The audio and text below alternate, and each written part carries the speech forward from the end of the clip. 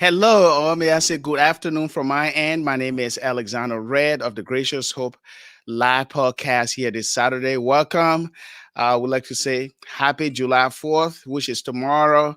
But this is a very marvelous weekend for a lot of people. Some people are off from work and they have the long weekend celebrating all through until Monday. It's a long weekend. We'd like to say happy July 4th weekend. And this is the Gracious Hope live broadcast on KMTV. And we are here every Saturday to talk about contemporary issues that affect the Christian life.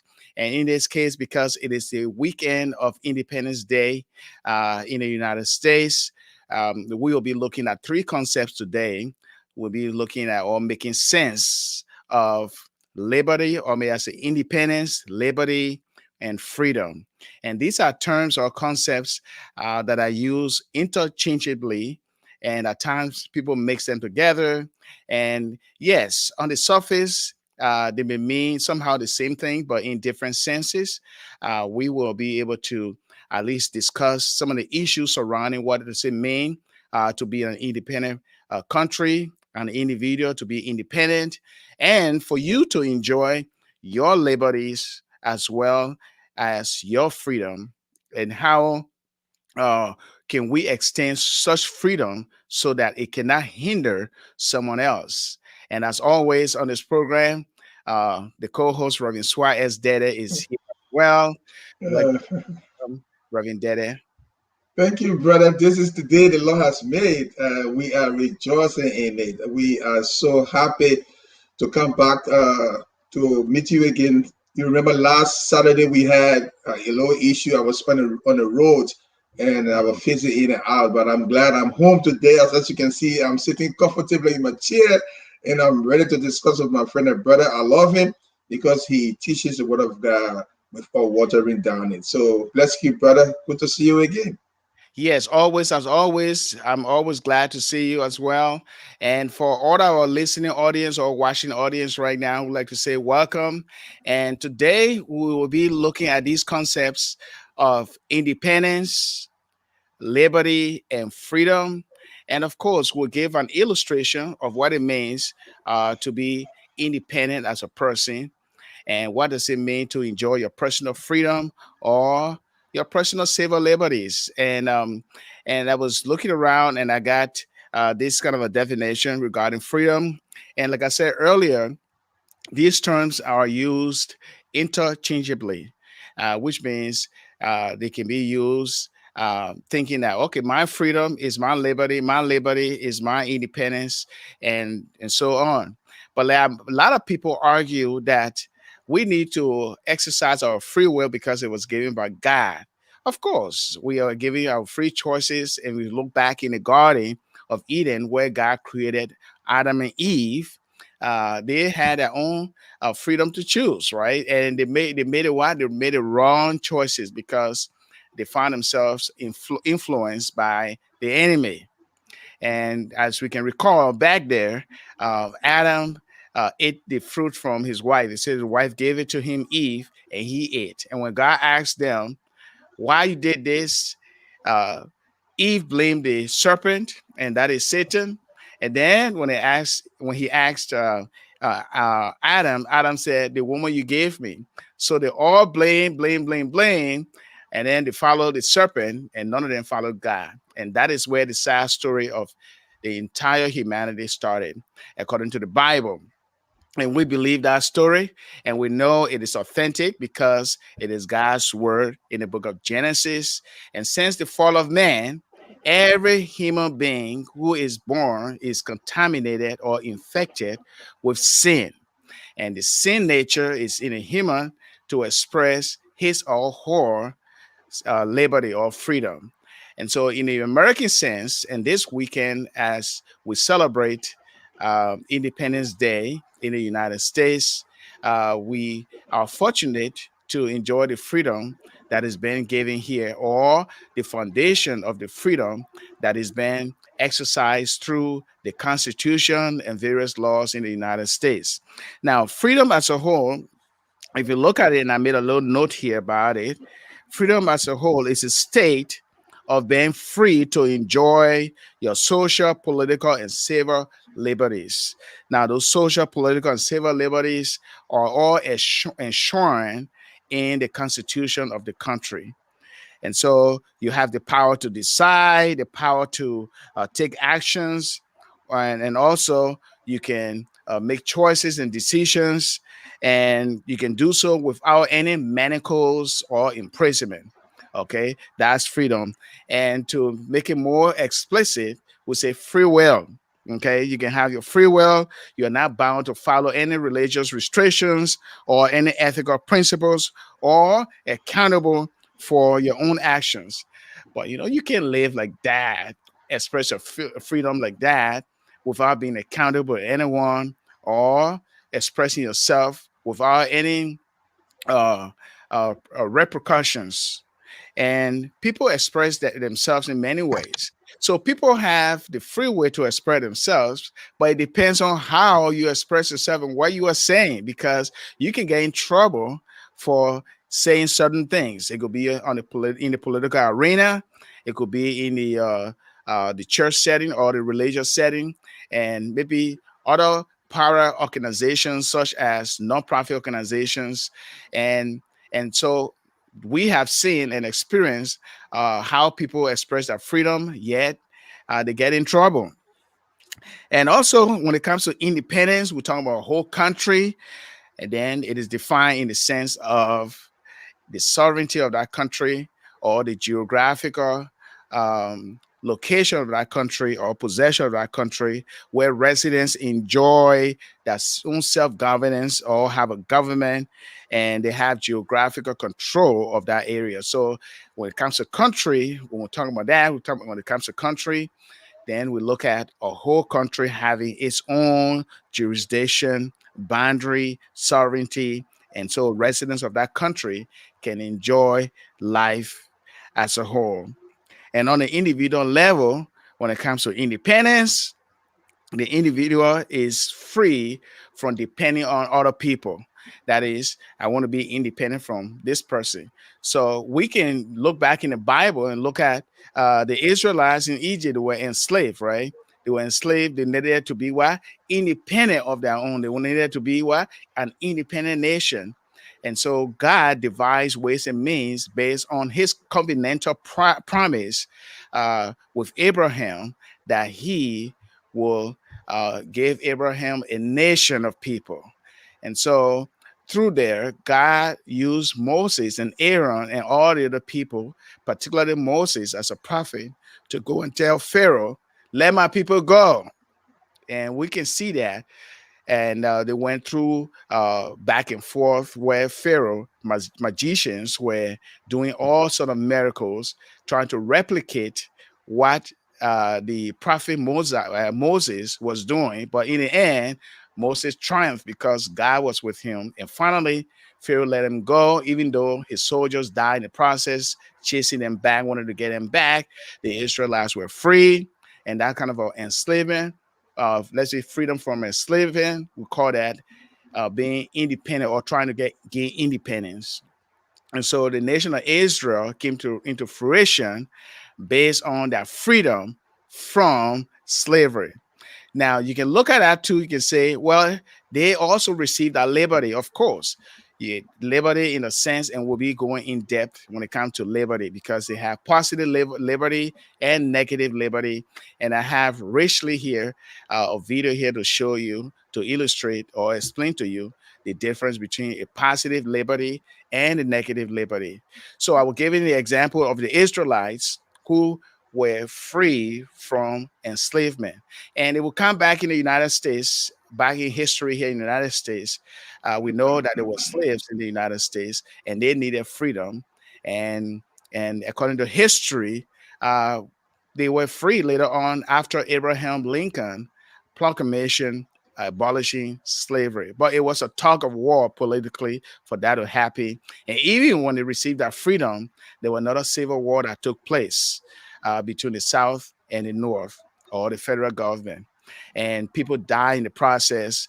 And we can look at some other economical reasons that were involved, particularly with those who own plantations where the slaves were working economically. It didn't make sense for them to let that proclamation of freedom for the slaves to take place because they will be losing financially or economically. And so the history is there. But then if we look at America itself, we know that America fought for independence from Great Britain. And it was a war that went on, and they suffer casualties. People die, and the blood and the tears in this country went on for a long time. And if you look at even American independence, their independence from the natives who were on the ground, the Native Americans that were on the ground, they suffered a whole lot too, based on their being here first and um, taking control of where they own at the time, that geographical area. We know the tug of war that went between the natives and the American or the European Americans. So the history is there. It's a long thing. But when it comes to independence, yes, people fought hard for their independence and they gained their independence and they established laws or constitutional laws so that people can be restricted. Because if you give people the freedom to do whatever they want to do, there'll be chaos all over the place. People can do anything. So, for example, if we don't have the police, crime will increase. In fact, the latest news is that crime is on the increase because a lot of police officers are leaving the job in droves based on what happened with the George Floyd case and some other factors relating to racism and you just name it. And so, as we see in our society now, if we look at exercising personal freedom and liberty and independence, yes, people have the right to do that under the law. However, there are consequences involved. And so, my rights cannot trample upon your rights, and your rights cannot trample upon my rights, or my freedom cannot trample upon your freedom, and your freedom cannot trample upon mine.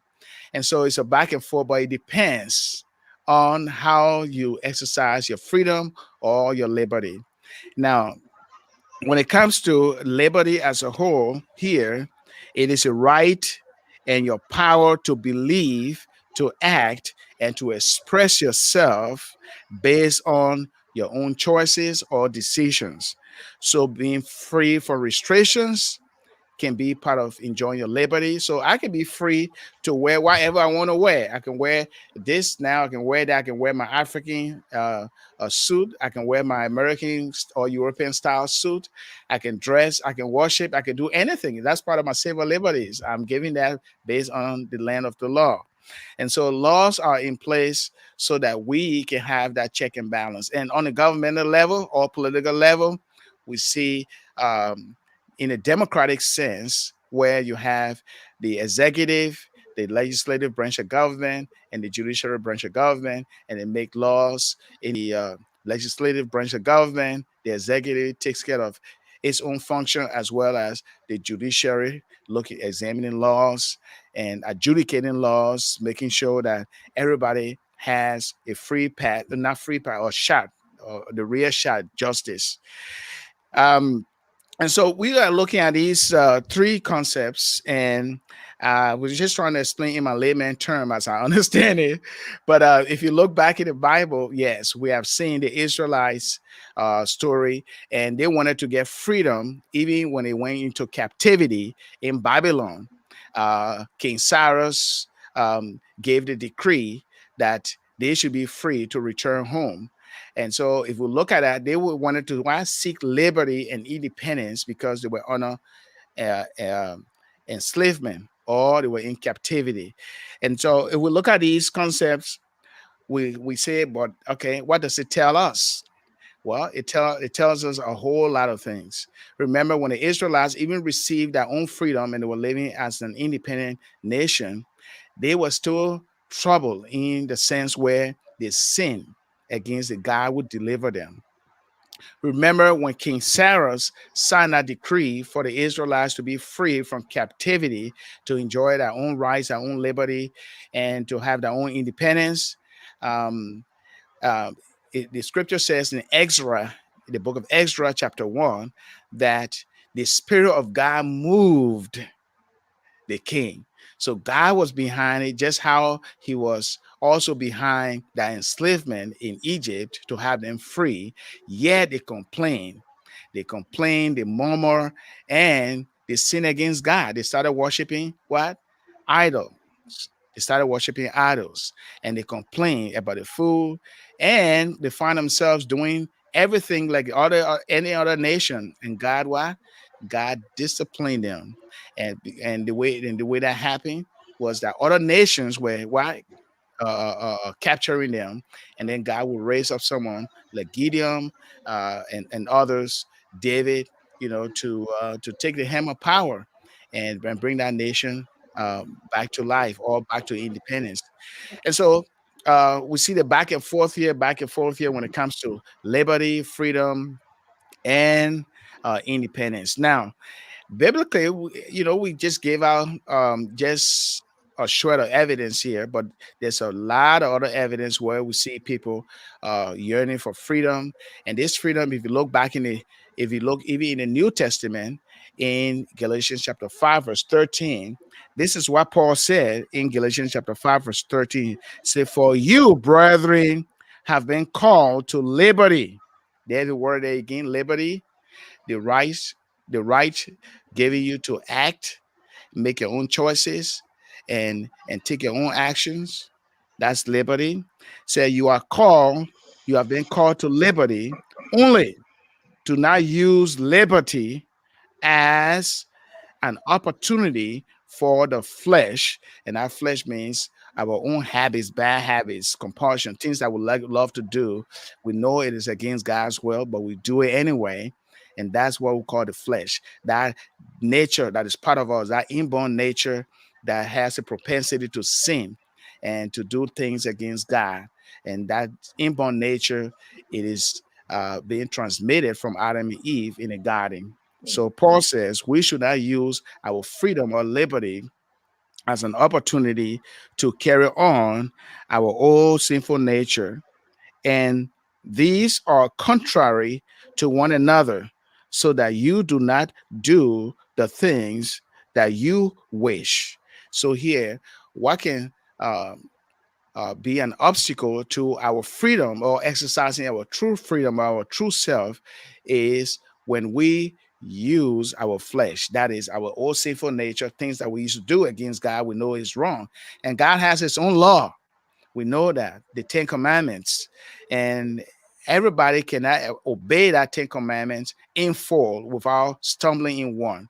And the one of the apostles will later on say, if you obey all the law, but you stumble in one, you what? You disobey all. So everything is not involved, void. And that's where grace comes in. And so because of God's grace and mercy through Christ, all those who are now saved can now enjoy that freedom. But let us know that once you accept Jesus Christ and you know that he is your savior and your Lord, yes, Paul says you are called to freedom, and that freedom is your liberty. And that freedom is a freedom that can be exercised based on the confines of God's law or his stipulations or precepts, may I say. But in there, we enjoy the grace and the mercy of God's giving because he cares for us. And so that's where I, see this whole concept of freedom, liberty, and independence. And I know my brother will come in and say more, but we want to let you know that this is the special weekend for the United States Independence Day, and it's a day that we all look forward to enjoy, even tomorrow and Monday. We say God bless America because America is special in every way. Happy July 4th to everyone. And as we look up to this day, let us know that God is a sovereign God and he's in control. And so getting the whole understanding of freedom and be free, let us play you this clip here to understand what it means to be free in a biblical sense.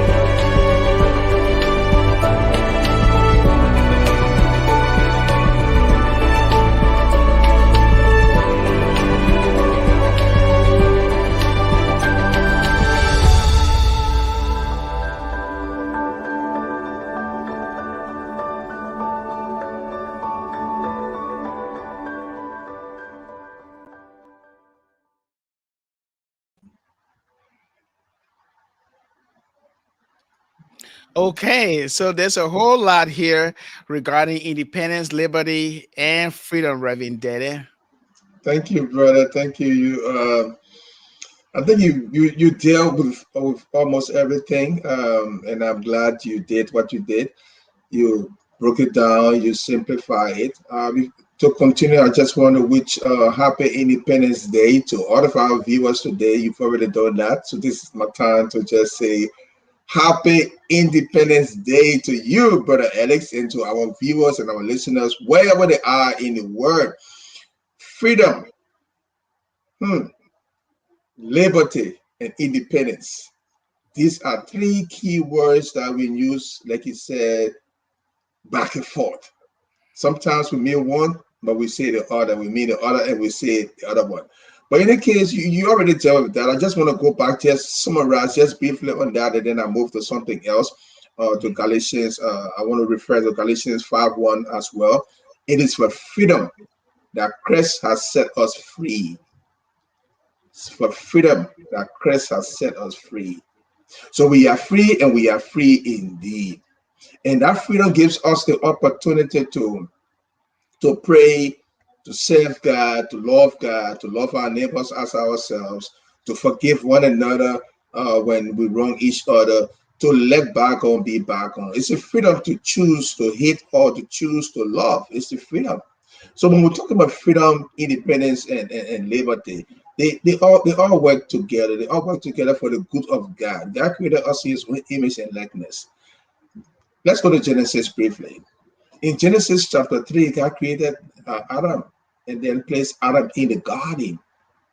And then he said this to Adam: you can eat everything else you want to eat in this garden, but the tree of the knowledge of good and evil, you should not. So Adam had the freedom, but he didn't have the liberty to do everything he wanted to do in the garden. So you see the difference? He had the freedom.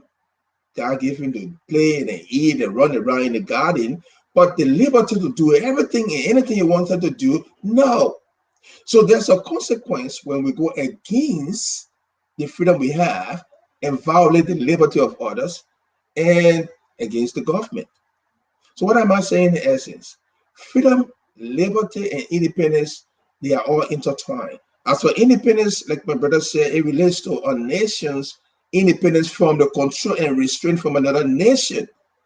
Okay, and corporations also have independence. They don't want to be controlled overwhelmingly by government or other companies. So they have freedom. But how do we use this freedom? Because God made us free and He gave us the liberty to exercise our rights, we are to exercise them properly.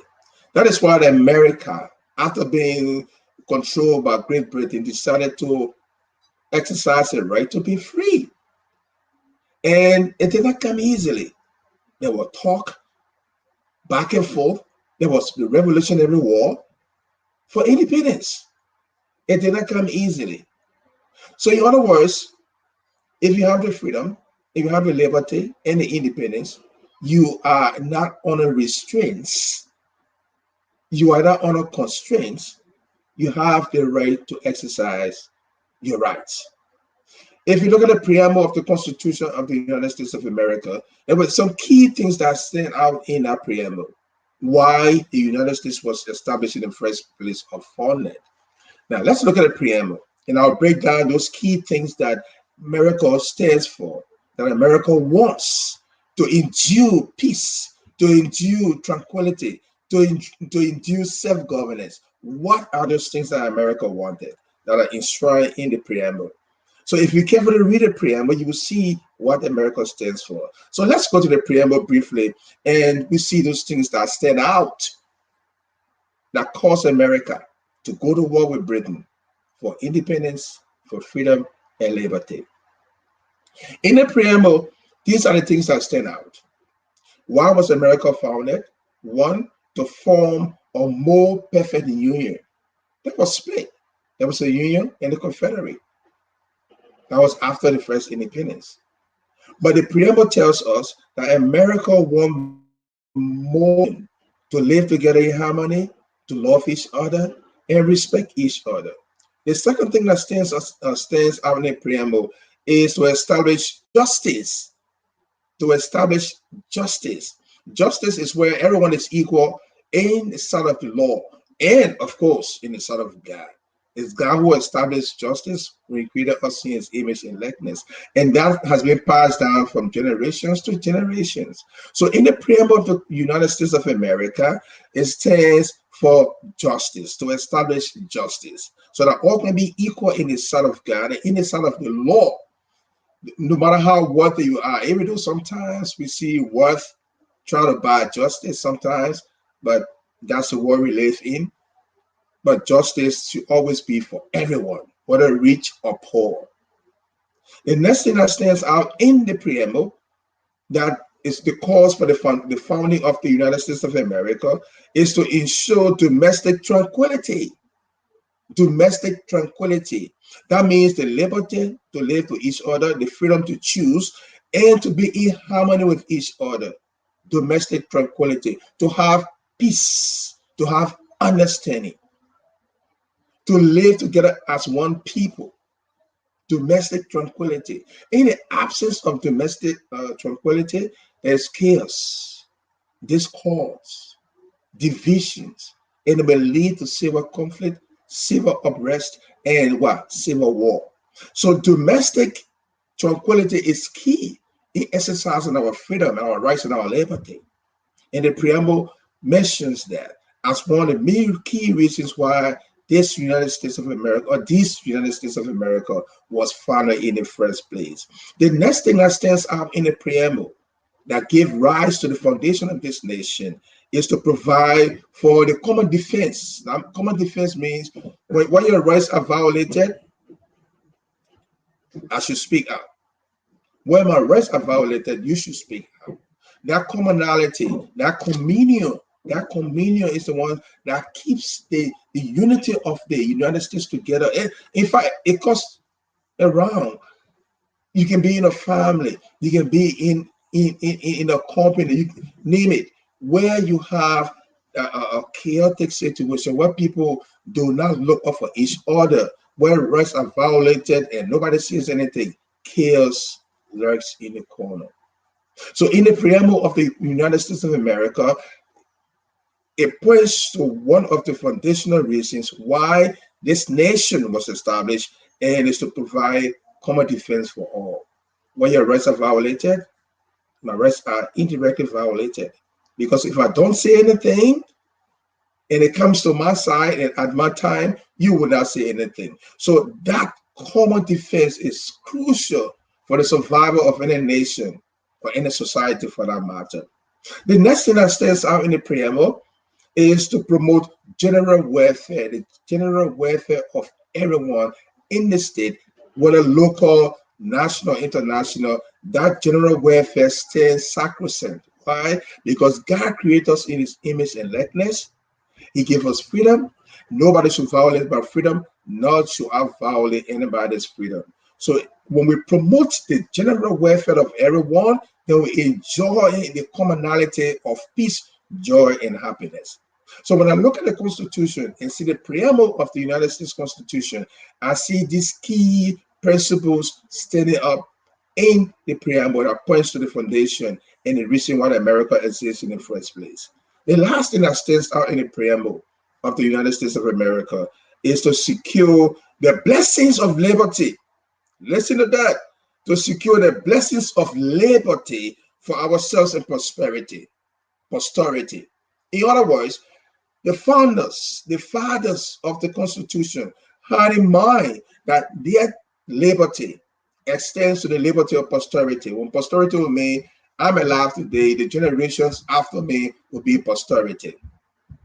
So if you look at these five or six things in the preamble, you then see why America exists around these five principles of the reasons why America exists today. And in the face of that, we now see why God created us free. He placed us in the Garden of Eden. And in the Garden of Eden, we have everything unto ourselves, but we're limited when it comes to all the exercise of the liberty we had. Eat all you want to eat, but don't touch that tree of the knowledge of good and evil. Let's fast forward to the New Testament. In Galatians 5:1, like I mentioned, I'm gonna go to it quickly. Galatians 5:1. I hope I have it here. Galatians 5:1. It says, "For freedom Christ has set us free. Stand firm, therefore, and do not submit again to the yoke of slavery." So once we experience freedom, once we enjoy freedom, you don't want to go back to slavery. That's what called the Revolutionary War in Liberia. Not in Liberia, in America. After the Declaration of Independence, the Confederates did not want to set the slaves free. The Union wanted to set the slaves free. So the Civil War erupted so that all can be free. And a lot of people died during that Civil War. So freedom is not free. People die for freedom. That is why we joyfully celebrate this independence of July 4th of the United States of America, because people spilled blood. There was sweat and blood spilled so that we can enjoy the freedom we enjoy today. So when you talk about liberty, freedom, and independence, as these three things work together, one thing stays constant. And these three things point to one thing, is that you should not be restrained or under restraints to exercise your God-given rights and freedom and liberty, to exercise your right to life, your right to association, your right to get married, your right to build your family, your right to enjoy yourself under the laws of this nation, where justice will prevail. That's what freedom, independence, and liberty point to. So I want to go back to my brother, and I know he has something else to add, but let me conclude by saying this: to exercise your freedom, if you found yourself in a theater and you started fire where there is no fire, you can be arrested for that. You cause panic. So not because you have the right for freedom of speech, you go in a crowded theater and shout fire, fire, fire where there's no fire, you would have violated others' freedom and liberty. So just think about that. So freedom is not free. And where your rights start, my rights might end. Where your rights begin, my rights might end. One by saying, if you violate my rights, you are curtailing my rights. You cannot exercise your rights against my freedom. That's what it's all about. So thank you, brother. I'm going to stop this far and then pass it back to you. I'm sure you might have other things to add as we get close to time.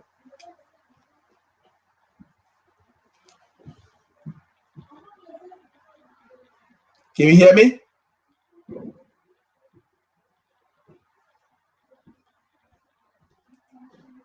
It looks like we're having some technical glitch here today.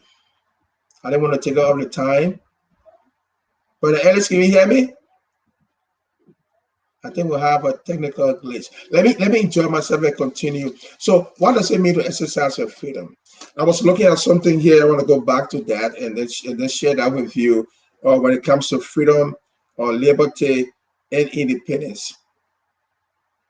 Liberty, freedom, and independence. One of these three words denote the absence of constraints or coercion. When we talk liberty, it denotes the desire. Liberty denotes the desire or the desirable state of what? To be free. That's what liberty is. Civil liberty, your right to speak, your right to free speech. These are all liberties that you enjoy and as you express all the time. So let's come to freedom. Freedom is more a general word for the absence of constraint. Freedom is more a general word for the absence of restraint.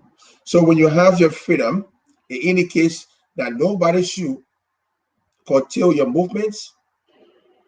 Nobody should stop you from doing what lies in the Constitution for you to do, that lies in the law for you to do.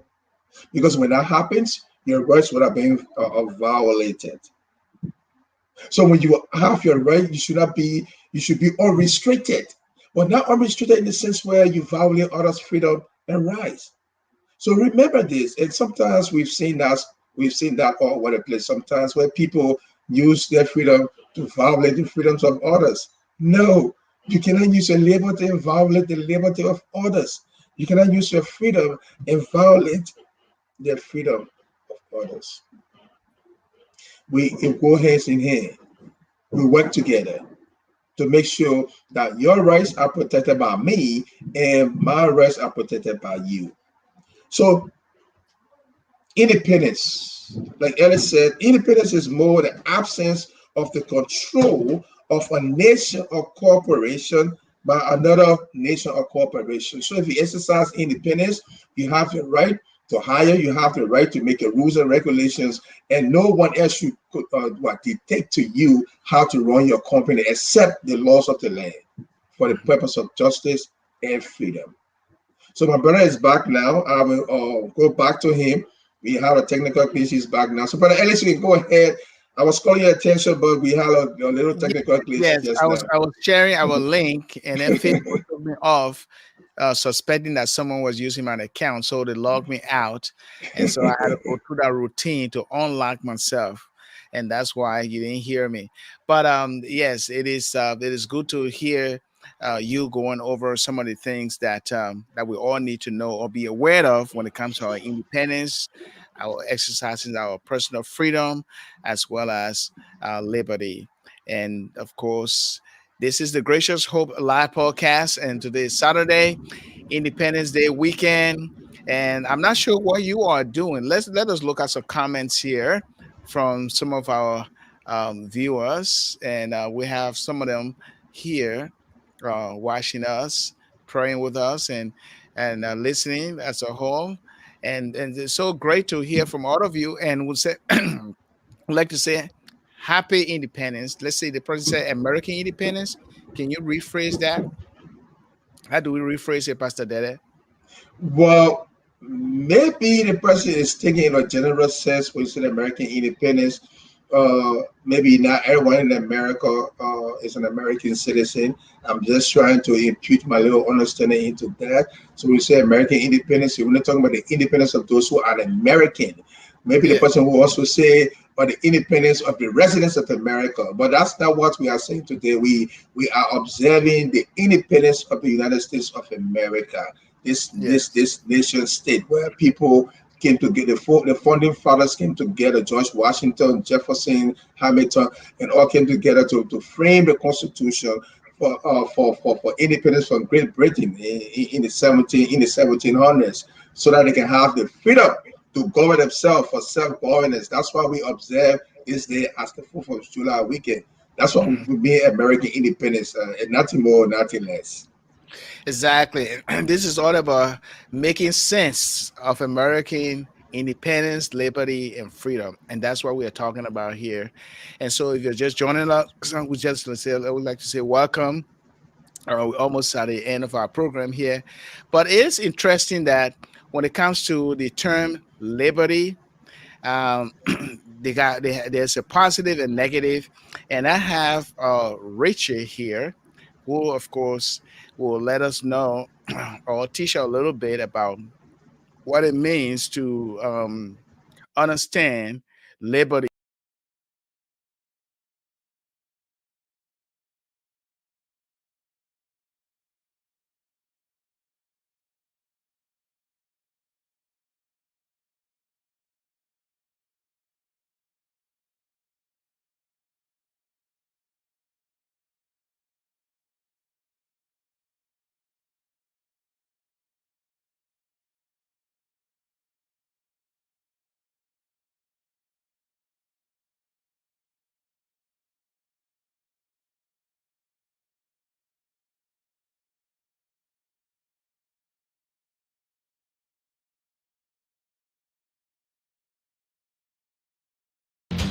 Hey there, students. In this lecture, I'm going to go over the difference between positive and negative liberty. Now, this comes from the essay written by Isaiah Berlin in 1958 entitled Two Concepts of Liberty. Quick shout out to Tom Turner, one of my own students who loves freedom very much. So let's go ahead and look at these two concepts of liberty, negative liberty and positive liberty.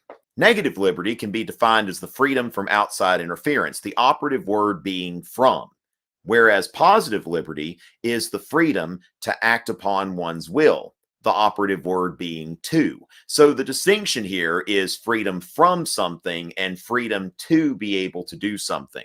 In the language of negative liberty, I might say, I am no one's slave. Whereas in the language of positive liberty, I would say, I am my own master. Negative liberty is defined in the language of natural right, whereas positive liberty can be defined in the language of entitlement. Now, both of these definitions are about freedom, but it's nuanced, and I'm going to go into those nuances and why it matters to a lot of people today. So negative liberty really involves a zone of non-interference, that freedom is my ability to operate within a certain sphere where no one else is interfering with me. Whereas positive liberty is the ability for me to achieve my goals, regardless of who may be interfering and who may not be interfering. Now, there are some freedoms that we have, such as religious freedom, that we could look at in terms of negative or positive liberty. If we're going to look at religious freedom in terms of negative liberty, we would look at freedom from interference in my religious practice, whereas positive liberty would define this as the freedom to practice the religion of my choosing. Now, religion in terms of positive liberty, you could look at the Bible when the Jews are given money by the Persian king, Cyrus the Great, to go back and rebuild their temple. They wanted to go back to Jerusalem. They wanted to worship at their temple. And Cyrus the Great made this freedom possible, made it possible for them to do what they wanted to do through interference. Now, this challenges the definition of negative liberty. Now, we typically understand the rights that we have in America, at least constitutional rights, in terms of negative liberty. When we think about the Declaration of Independence, that Jefferson wrote about life, liberty, and the pursuit of happiness, that you have the right to be alive, you have the right to be free, and you have the right to pursue happiness without interference from someone else. You don't necessarily have the right to be happy, but you may pursue happiness as you see fit without someone else needlessly getting in the way. And John Stuart Mill wrote in the language of negative liberty when he wrote about the two maxims of liberalism. These maxims are, first, that the individual is not accountable to society for his actions insofar as these concern the interest of no person but himself. Secondly, that for such actions as are prejudicial to the interest of others, the individual is accountable and may be subjected either to social or legal punishment. So when we ask John Stuart Mill and we evaluate these maxims, liberty is really about being able to do what you want as long as you are not hurting anyone else. When we look at the First Amendment of the United States Constitution, Congress shall make no law respecting an establishment of religion or prohibiting the free exercise thereof, or abridging the freedom of speech or of the press, or the right of the people peaceably to assemble and to petition the government for a redress of grievances. So you see here that the First Amendment is written in the language of negative liberty, protecting people from interference from this new federal government in the rights of expression. So Congress will not make any law respecting an establishment of religion, so they won't create a state church, and they won't prohibit someone from practicing their religion freely. So the First Amendment is written in the language of negative liberty and non-interference. Now, the question is, negative liberty is great until you find yourself unable to attain your goals due to lack of resources. Take Booker T. Washington, for example, in his book, Up From Slavery. Great book. This is a guy that was a college president who was born as a slave. And in the first chapter of Up From Slavery, Booker T. Washington writes about his memory as a boy of the Union Army coming to his plantation where he grew up and reading the Emancipation Proclamation. And the Emancipation Proclamation was read, and everybody's first reaction was, yes, we're free. And that's awesome. But then there was kind of a follow-up reaction. What now? I'm free, but I don't have any property. I don't have any money. I don't have any marketable skills. So these slaves that were freed at that time, were they truly free? Yes, in the negative sense, they were free because they didn't have a master, but they weren't free in the positive sense because really, when it comes down to it, what could they do? And this is where we ask ourselves, should all members of society have things like education, healthcare, employment, food? Do people have a right to eat, a right to be fed, a right to be taken care of when they're sick? Now, in a state of nature, they certainly don't have that right. But in our civilized society, do we recognize these rights? And I'd like to kind of employ Newton's first law of motion. When viewed in an inertial reference frame, an object either remains at rest or continues to move at constant velocity unless acted upon by force. So if you're the person who has property, you're the person who has money and education and food and all of this kind of stuff, then you're free. You can do whatever you want in an atmosphere of non-interference, that you are the object in motion that will stay in motion. But then what about the person who is not in that position? What about the person who does not have money, does not have education, does not have access to healthcare and all of those kinds of things? Is that person free? In the positive sense, that person is not free in the sense that they are not able to achieve their goals.